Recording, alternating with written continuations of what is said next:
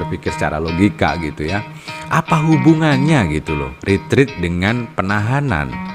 Gak ada hubungannya sama sekali gitu ya. Ada apa sebetulnya? Langkah Presiden Prabowo ini kok mirip dengan langkah yang dilakukan oleh Presiden Trump di Amerika Serikat. Bahkan di bawah Donald Trump, Amerika tuh sampai memberikan label kepada NATO ya. Labelnya adalah The New Globalist. Jadi Presiden Prabowo itu panen simpati masyarakat publik dengan sangat banyak dan meluas, teman-teman. Karena ada satu peristiwa yang tidak disangka-sangka tapi terjadi. Ini dia peristiwanya. Good job Presiden Prabowo, good job Wapres Gibran. Kita harus apresiasi Presiden Prabowo ya teman-teman ya. Bagaimana Presiden Prabowo ini bisa tampil dengan sangat negarawan di saat sedang disoroti habis-habisan. Nah, awalnya itu ketika Presiden Prabowo mengungkapkan niatnya membangun Danantara pada saat HUT Gerindra, teman-teman ya. Puncaknya adalah ketika tanggal 20 Presiden Prabowo itu melantik ya para kepala daerah. Dibayangi demo bertajuk RI Gelap. Meski demikian, Presiden Prabowo itu tidak menunjukkan reaksi yang berlebihan pada demo itu, teman-teman ya. Justru ia fokus mengurus kepala daerah yang dilantik. Padahal di antara mereka yang dilantik itu ada yang di masa pilkada serentak ataupun pilpres dulunya tidak mendukung, bahkan menghujat atau menyerang ya pada saat pilpres begitu, teman-teman. Tapi Presiden Prabowo dan Mas Gibran itu dengan sangat elok gitu ya. Tidak ada rasa dendam sedikit pun, teman-teman ya. Nah, salah satunya kepada Pak Masinton nih. Kita bisa lihat ya bagaimana Presiden Prabowo, Pak Wapres itu melihat Pak Bupati Masinton. Padahal dulunya Pak Masinton ini orang yang menjuluki Mas Wapres sebagai Samsul ya, Samsul Fat gitu ya. Tapi coba kita lihat hari ini gitu kan. Ini adalah satu level kenegarawanan yang sangat bagus, teman-teman ya. Mereka berdua langsung berpelukan gitu ya, berangkur-angkulan, cipika-cipiki.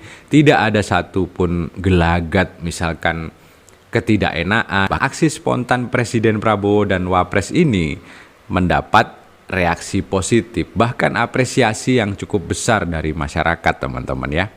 Nah, sebelum salam-salaman, Presiden Prabowo itu juga sempat memberikan arahan, memberikan sambutan gitu ya, singkat dari Presiden kepada para pimpinan daerah. Nah, di sana beliau itu sempat mengungkit bahwa teman-teman atau saudara-saudara sekalian nanti akan mendapat diklat oleh Mendagri gitu ya. Jadi ini poin lagi, teman-teman. Poin di mana Presiden Prabowo sudah mengakomodir keluh kesahnya pimpinan daerah gitu. Bagaimana dengan biaya retreat segala macam itu akhirnya ditanggung oleh Kemendagri. Mereka tinggal datang, mendapatkan ilmu, pakai baju segala macam, dihormati di sana dan diisi, dididik, digembleng, diisi berbagai macam pemahaman-pemahaman tentang pemerintahan, tata kelola pemerintahan yang baik, good corporate governance dan lain sebagainya. Tapi beberapa jam kemudian suasana yang sudah bagus ya, ada sebuah bonding antara pemerintah pusat dan daerah tadi tiba-tiba seperti disambar geledek. Beredarlah sebuah surat dari seorang ketua umum yang di dalamnya itu menyangkut-nyangkut tentang retreat juga. Untungnya Presiden Prabowo ini level statementship-nya sangat tinggi, sangat bagus, sudah mapan, teman-teman. Beliau tidak ada merespon ya, beliau juga tidak seperti orang marah gitu ya, santai aja gitu. Tidak ada satupun pernyataan yang dikeluarkan malam itu dari Presiden Prabowo maupun Mas Wapres Gibran gitu. Tidak ada sama sekali. Hening begitu saja, hanya Wamendagri wirawiri mengecek bagaimana nih, apakah akan terjadi satu banyak yang tidak ikut begitu kan. Nah, sementara malam itu di sosial media juga nggak kalah ramenya lagi, teman-teman. Bahkan di beberapa sosial media tuh beredar, teman-teman, berbagai macam bahasa-bahasa perang segala macam gitu kan. Wah, ini ngajak perang nih, ini genderang perang segala macam. Wow gitu kan. Ini ada apa? Padahal kalau kita berpikir secara logika, secara bersih ya, masyarakat luas berpikir secara logika gitu ya. Apa hubungannya gitu loh, retreat dengan penahanan? nggak ada hubungannya sama sekali gitu ya. Di situ teman-teman ya, Presiden Prabowo mendapat poin lagi, mendapat apresiasi lagi, mendapat satu simpati publik gitu. Akhirnya retreat itu digelar teman-teman ya. Pembukaan sudah, tapi ada juga yang tidak datang-datang teman-teman. Ya orang-orang semuanya bingung gitu. Ini yang mana nih? Apakah dari kadernya partai si A atau si B gitu kan? Ataukah ada apa gitu kan? Kemudian Pak Bima Arya menunggu ya, sifatnya menunggu sampai sore hari, dan kemudian sore diambil satu pengumuman oleh Pak Bima Arya. Nah ini teman-teman poin lagi, mendapat simpati publik lagi teman-teman.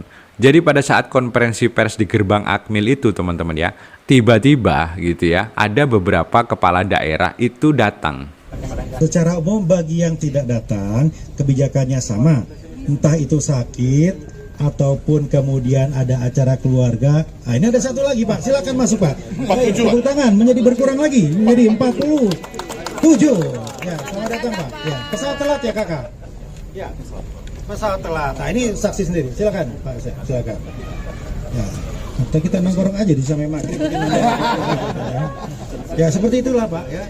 Jadi yang tidak datang ini kan tadi mungkin terlambat, mungkin tersendat dan ada beberapa kepala daerah itu datang di lokasi, kemudian dia minta permisi, boleh nggak masuk gitu. Padahal ini acara sudah dibuka gitu kan, acara sudah tadi gitu kan, udah dibuka. Tinggal mereka sudah mulai dalam aktivitas di barak masing-masing gitu kan. Apa yang dilakukan? Keputusannya katanya Pak Bima Arya, boleh aja silakan masuk. Wow, semua orang ya, termasuk jurnalis yang ada di situ itu kaget teman-teman. Bahkan si kepala daerah itu didatangi oleh Wamandagri teman-teman, dengan sikap yang sangat teman-teman bisa perhatikan ya, dengan sikap yang sangat ramah gitu loh. Ini dapat teman-teman, dapat di hati masyarakat. Ya, mendapat satu apresiasi oleh masyarakat. Nggak ada arogansinya ya. Justru mereka datangi dengan santun. Dari mana Pak? Oh iya, oke, silakan. Nih, bahkan di akhir Pak Bima Arya menegaskan lagi, yang nggak bisa hadir, yang nggak bisa datang harus digantikan sekdanya. Dikasih opsi gitu loh. Meskipun sebetulnya teman-teman ya, sebetulnya gimana ya perasaan Presiden Prabowo itu kita nggak tahu lah. Mungkin beliau sudah sangat orang yang sabar gitu ya, orang yang legowo gitu ya. Coba kita teman-teman atau atau pejabat-pejabat kecil gitu kan mengundang gitu ya pejabat anak buahnya nggak datang gitu. Mungkin sudah habis disambel gitu kan. Tetapi Presiden Prabowo tidak begitu. Beliau akhirnya panen simpati masyarakat. Bahkan tanpa dikomando teman-teman, warganet itu rame-rame menggeruduk ya, mencibir para kepala daerah yang absen. Mungkin banyak teman-teman juga ikut tersentuh gitu kan. Gimana sih ini kan, ini loh yang ngundang adalah Presiden RI Bapak Prabowo gitu kan. Pay some respect lah kan, seperti itu ya.